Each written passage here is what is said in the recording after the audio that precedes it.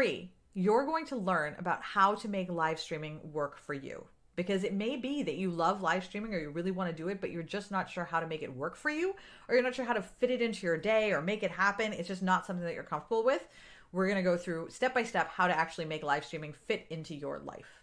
But before we do that, I want to go back to what I said earlier on in the first lesson of this stage, which is that since live streaming has become quite popular on Facebook, there has been so much that's changed that you've learned a lot over the years. You've probably learned it from coaches, from uplines, from sidelines, from peers, from networking groups, and so on. You've learned a lot of stuff that was super great at the time and is still super great. You've learned a lot of stuff that was super great at the time, and now it is completely antiquated, and if you do it, it will kill your business. And unfortunately, this is very common among right now, just because video is going through this kind of transition. So there are things that are going to be iffy. You're going to have questions. You're concerned. I've heard this. I heard that. If there's anything that you're iffy about, just discard it and go with what I'm putting in here. If you have more questions about it, ask on the squad wall. We can help massage through what the issues are. But for right now, I want you to really be free to let go of all of your preconceived notions about live and video, because a lot of what you've learned is now outdated and false, and it's just not going to help you, okay? So what I mean is that if you have heard it differently before and it's holding you up, just do it my way and then ask on the wall and we can figure it out from there, okay? Just that way so you don't lose any time, okay? Now, I want to start by just eliminating some of the initial things that I know we bring with us. So like there's a lot of misconceptions about live that we bring with us into now out of hand, right? These are classic. Everyone has these misconceptions. So I'm going to come right out and just myth bust them now so we can move forward with as clean of a slate as we possibly can, okay? So the first is you do not have to go live every day. Once a week is enough. So if you're trying to use live to grow your business, once a week is enough. If you're someone who loves going live like me, then you might go live often. That's totally fine, but you don't have to, okay? It doesn't take long, doesn't have to take long. Your videos don't have to be long. Length is not a relevant indicator of whether or not a video is going to be successful or great or whatever. The content is always more important, okay? Every video does not have to have you in it. Your face does not have to be in every video. You don't even have to be in every video, okay? So that's very important. You do not have to be in every video. The chances of you getting trolls, very slim. Very, very slim. Yes, there are trolls out there. They can be awful and are really annoying, and I can help you with anything that you run into with trolls. I've been dealing with them since I was 20 years old, so I'm very, very comfortable with dealing with trolls online, and I can help you. But the chances of you actually running into a troll are very, very slim. I go live 4 days a week, and 2 are in my group and 2 are public, and we almost never get trolls in public. And any time that I've had somebody show up on public that I thought was inappropriate, we've been able to deal with it, and we've been able to work with clients to get them to deal with it. So don't worry about trolls. They're not going to show up. If they do show up, we'll work it out when they do, okay? You do not have to have a big, crazy personality or be a wild, oh my God, look at me, I'm so crazy, to be successful on live. You can be very, very successful. There's a guy who's basic. He does a live stream of him reading Star Trek, just reading out, like narrating Star Trek and just doing it in the most boring tone voice. I think it's called The Guy Who Narrates Star Trek in a Boring Way or something. Anything can work, okay? It is not all about the live views, and it's not all about the initial views, okay? So though, yes, your initial live views are really great and it's super important, it's not all about that. Don't put that much pressure on yourself. Honestly, it's a drop in the bucket in terms of the overall benefit that you can get from going live. I don't like them, so my audience won't like them either. I just have to flat out say that's not true. You may not like them, and that's totally fine. But the statistics and evidence shows that regardless of whether you like them or don't like them, or say you do like them or say you don't like them, the studies show that people are engaging in this behavior. So this is going to be one of those situations where you just have to let go of your preconceived notions and accept that people are behaving a certain way. And you're either going to ride that wave of that behavior, or you're going to deny that that behavior exists and just not go live. Totally fine, but just recognize that you're making a choice based off of false information, okay? And then I can't sell live. I can't sell live. Maybe you don't want to sell live, but you definitely can sell live. Okay. All right. So those are the things that we're gonna myth bust right off the bat. Okay. Now that we sort of have sorted out the myth busting part, okay, because these are the things that you may believe now. Over time, you'll get more comfortable recognizing that they are not true. but there is a lot of things that happen that look like those things are true, but they're actually happening for other reasons. And since most people don't understand what the actual generator of success is on video, we just make assumptions about what we think is going on. And it's that story. Remember, we're talking about ourselves, about the stories that we tell ourselves about video. The story that you're telling yourself about why video isn't working for you is the reason why you're struggling with video, because it's a narrative that is not based in reality. Okay. And that's totally fine. I've made that same narrative as well. And it comes from a misunderstanding of how the algorithm actually works. Okay. The next thing that holds a lot of us back is fear. Fear is terrifying. Of course, it's terrifying, right? Fear is, in terms of going live, is crippling. It's paralyzing, right? So in order to overcome your fear of going live, we're going to try a couple of things. First is practice. Okay. Practice. And by practicing, I mean, you can go live in the squad, right? We have that one, to introduce yourself. Don't forget, if you haven't done that from the previous lesson, go do that. We have a special group specifically for you to go live. It's only for squad members. You just go live and you have pre-approval to go live in there, and you just go live and experiment, and people can come join you and they can help you. Just go live and practice, right? Practice in a safe space. It doesn't have to be that the only places you can go live are the spaces where your audience will see you, okay? Use Marco Polo to talk to your friends. If you don't have Marco Polo, it is a video chatting app where basically you take a video and then I send it to you, and then you can watch it at your leisure, and then you make a video and you send it to me. It's just basically sending videos back and forth at our own convenience. That's a great way to get comfortable with just talking on camera. When you're live, one of the things that's really worked well for me, this is actually how I broke my absolute terror of going live, was I pretended that my sister was on the other end of the camera. I pretended that I was talking to Syra. I would imagine friends, imaginary friends, whatever, but I had a group of people in my head that I talked to routinely, and I have a great imagination. So I just went with that, right? Be prepared. So that's not something that you're going to learn in this particular lesson. We're going to talk about it over the course of in the next lesson, but preparing for your lives is the single most effective thing you can do to feel like your live is going well, to feel confident, to overcome the fear that you have. So be prepared in advance. And then lastly, have a thing. Okay. Now this thing that I'm talking about is have something that you're obsessed with. Okay. Have anything that you're obsessed with. I am obsessed with a lot of different things. I'm obsessed with dogs. I'm obsessed with my art right now. I'm obsessed with Jason Momoa and this kind of drawing. I'm obsessed with so many things, right? I'm obsessed with the Golden Girls. I'm obsessed with the 80s. If you have things that you're obsessed with that you love to talk about, then when you start having the conversation, you'll just talk, right? So I'm obsessed with business. I'm obsessed with mental health. I'm obsessed with sexual health. So if I start talking about some of those things, I could literally talk for like 10 minutes without even noticing that somebody wasn't there, right? If you have things that you are passionate about, you can go on like full on 5-minute diatribes. And that's great, because that's 5 minutes of live where you're talking about something where you're full of enthusiasm and excitement that then is contagious to other people who are watching you. So it's a fabulous, fabulous way of overcoming your fear. Many people are afraid as they get started though, right? So like now you're here, you're talking about overcoming your fear. You're like, I'm going live, but what if nobody watches me, right? What if nobody watches me, right? That's like a really scary thing. If nobody, I remember going on a live once where I was selling and I had 0 viewers. And I remember one viewer got on and I was like, I was so happy, right? Because I had not worked through a lot of these things yet, right? What I didn't realize then was that that's okay. I was just starting out. I didn't want to be thinking about viewers when I first started out, because now I was thinking about too many things. I'm thinking about my viewers. I'm thinking about keeping people entertained. I'm trying to pay attention to showing the clothes and keeping track. I was trying to do too many things at once. And as I said in the earlier lesson, is you want to make sure that when you first start, you're really just trying to go live. Or you're really just trying to do the video. That's all you're trying to do is get consistent. Okay. In this idea, right, that you go live and people just show up, this actually comes a lot because of the old days, right?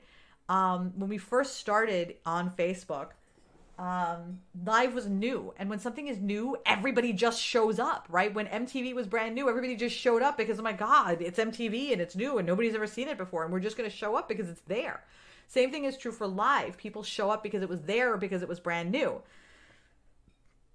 Over the course of time, we will create, so when you think about what happened with MTV, right? When they first started, they were just showing videos. They showed the same 10 videos over and over again, and they were really bad videos, right? But people showed up over and over again anyway because, oh my God, it's MTV. Who cares if I'm seeing Video Killed a Radio Star for the 13th time? It's amazing, right? I've never seen anything like this before. After a while, like around 1986 or 87, MTV had already been around for 7 years, 8 years at this point, right? And so 1981. So now people are used to having video. They're not just going to show up because you made a music video, right? Just because you made a music video doesn't mean that people are going to come. They now are coming for other reasons. You are like MTV, where right now you're just getting people used to the idea that you go live, that it's a thing you do, and what you're doing is enough. You don't need to worry about getting the viewers. Once you've built consistency, then we start building the viewership, okay? When you try to do both of those things at the same time, build consistency and build your viewership, is when you rubber band back to the beginning and you find yourself a year later looking back saying, oh my God, why am I still here? I had this great plan last year that I was going to go live, and now here I am back at the beginning. Many business owners feel like they rubber band back to the beginning and they're living Groundhog Day because they're trying to do too many things at once, building consistency and building viewership. Initially, you're just building consistency, and then you're going to build the viewership afterwards, right? Because initially, and this is something that a lot of people do not know about live video, and this is literally the most important thing to know as you go through this process, is that you're not only creating video so that people can watch you live. You're not only going live so people can watch you right now. You are also doing it so you can build social proof, so that when someone comes to your site, they can see a history of content.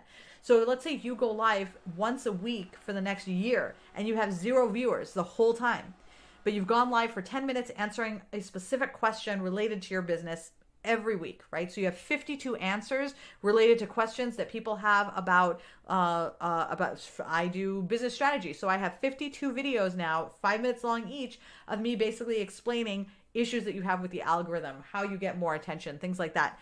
Now, if somebody comes to my page, all they're going to see is a ton of content answering the questions that they have that are important to them. That person is going to convert significantly faster because they trust that you know what you're talking about, right? You know what you're talking about, as opposed to somebody who is just watching the lives now, whereas that's great and that's wonderful. It's not building, it's got that social proof thing, right? So that builds a library of content for people to then say, you know what you're talking about, I want to work with you, okay? You're feeding the algorithm slowly. If you sit down right now and say, oh, listen, I really want people to trust me, right? And you bombard them with 500 videos that you made today and publish all of them today on the same day. When someone comes in, they're going to see all of these new videos, right? All of these new videos, they got all published on the same day. Yeah, they'll be like, wow, you have all this information. The problem you're going to run into then is the algorithm is not going to be working with you. Why? Because the algorithm really likes that you have been consistent over the year, and that it sees you as a viable business that it's going to promote to other people. But if it sees you dumping those same 52 videos up all at once, right, and that's all you've done the whole year and you do nothing else, then it knows exactly what you're doing, that you're trying to game the system, and it's not going to let you do that, right? So the key is the algorithm and Facebook and social media in general and people, they reward consistency over time. They do not reward one big upload, okay? So doing it this way, where you're doing it regular lives over the course of the year, is actually going to build your trust. It's going to build your algorithm, and it's going to build your audience much faster than having small bursts of videos will actually do, okay? So the first thing is you're trying to build social proof. Second is you're trying to build the algorithm slowly. Third is you want to have resources later on for when you are interacting in groups. And we're going to talk about this in more detail when we get to stage 5, because that's really where a lot of this is going to start to pay off even more. But let's say, for example, that I have a post, and I do have a post about this, about target audience and how target audience works, right? So I have 2 videos. I have a post about target audience and how it works, and then a post about keywords and how they work. And whenever somebody in any of my coaching groups, like that I'm a part of, that, you know, like Women Helping Women Entrepreneurs or the Boutique Hub or things like that, if they ask me questions about their business page saying, hey, I'm getting no reach or no engagement on my page, I don't understand what's happening, I can then go look really quick at their page and say, oh, okay, they don't know their target audience and they don't know their keywords. So I have a pre-written response that I just copy paste now and put into there. hit enter, and now they have all of the videos. So they click on those videos, they now watch my videos, the video will put them into a funnel and it'll move them all along. And all I had to do was copy paste that text and answer it. That's it, right? When you get your system set up that we had talked about earlier, where your system funnels people through your entire sales process, then these links for these videos become gold because they become the introduction to your funnel for a lot of different people. Okay. So the third thing you're trying to do is build this resource library so that when you are in other groups giving value, you look like you know what you're talking about. Okay. And then of course, the last reason, and this is a reason, it's to build new and exciting connections. We go live because we want to build new and exciting connections. So that is for sure one of the reasons we go live, but you'll notice that only one out of those 4 reasons why we go live actually has anything to do with immediate viewership and how many viewers you have. The rest of it is actually all about more long-term results. So it is really important to keep in mind that though your initial viewership is really important in terms of understanding like what you're doing, going live, experimentation, and so on and so forth, it's not the whole story. Okay, so it is really important to keep in mind that there is a second part of this story. Okay, so the first thing that you really want to do is to change your benchmark for success. Your benchmark for success is not, oh my God, I got all the viewers. It's, oh my God, I have people watching me and engaging and making so much money. If you've never gone live before, you're not spending a lot of time going live now, and you're getting started in it new, then your benchmark for success can only be, I just need to go live for 3 months on the schedule that I have set. That's it. That's the only goal that you have to set for this lesson. Okay. So once you know then, that you're going live and you're comfortable going live, the next question that you're going to ask yourself is, how often should I do it? This is a really common question, and I want to help put this to bed once and for all. I want to give you the knowledge that you need so that you can make that decision for yourself, and then you can adapt it as you see fit later on.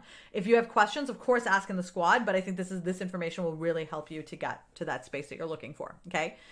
So for the most part, when people ask how often should I go live, the question that they're really asking is, how often should I go live to ensure that I'm going to get the reach and engagement that I'm looking for so that I can build my business without dying? Okay. I don't want to overwhelm myself.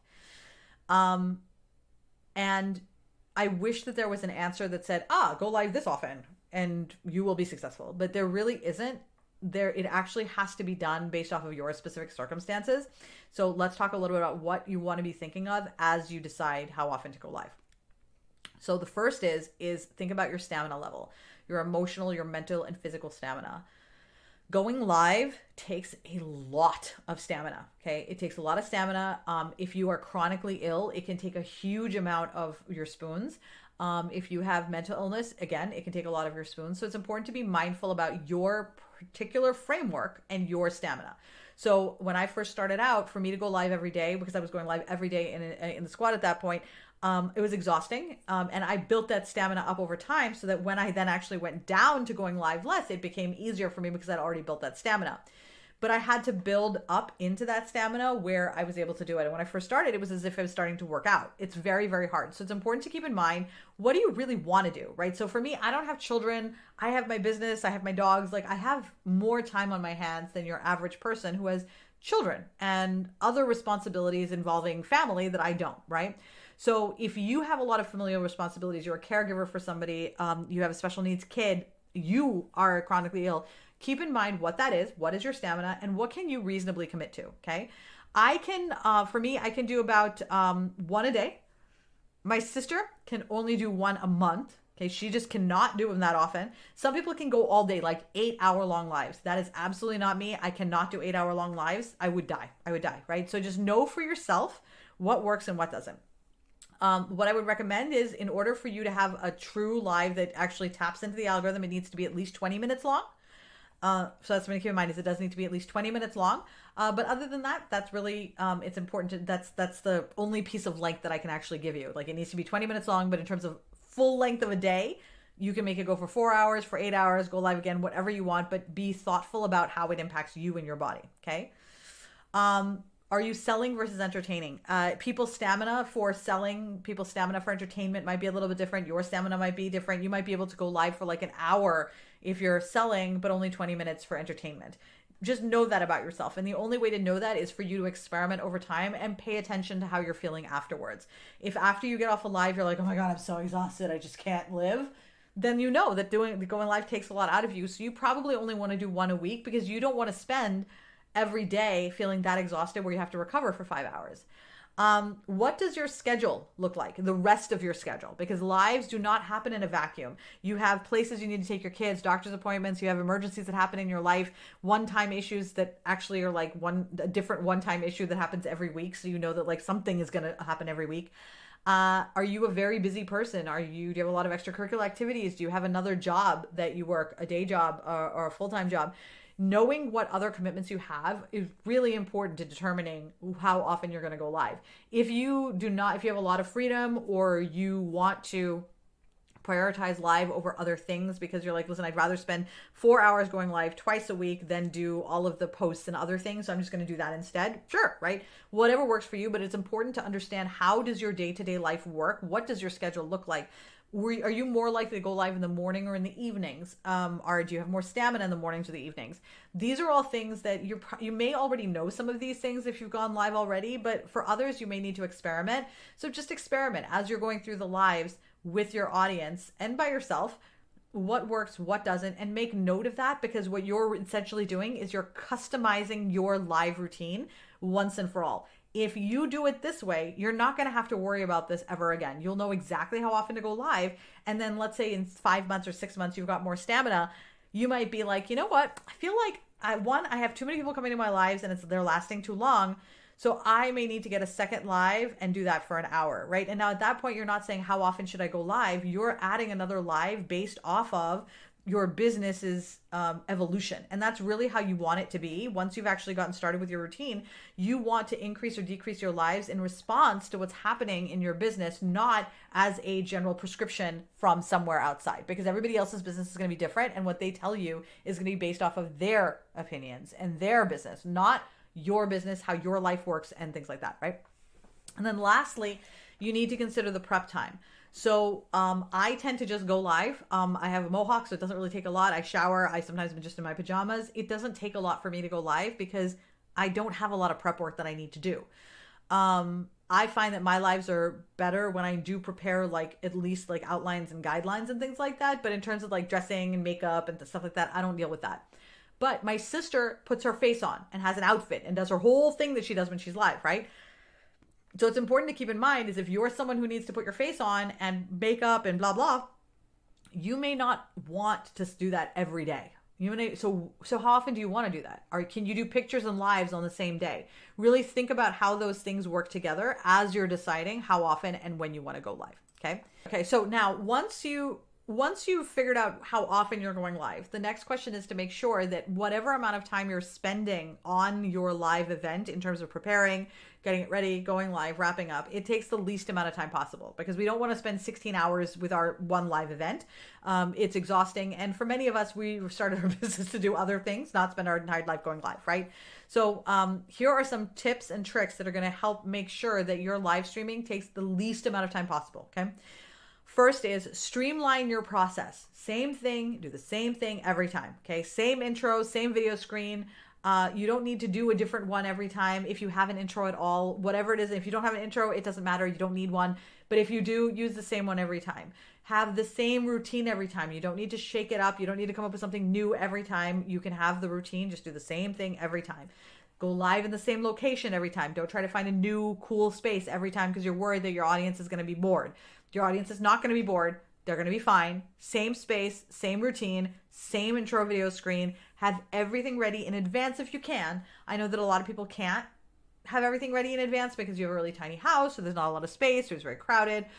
If you are able to have a little corner, it's easiest. So if you can back, because I'm at a corner right now. I have a lot of space between me and this corner, but when we were moving, I had a space where I was up against the back. Like my back, I could feel this stuff on my back, the soundproofing on my back, because that's how close to the wall that I was. But it was me sitting on the floor with just a little thing here, and this was attached to a bookcase.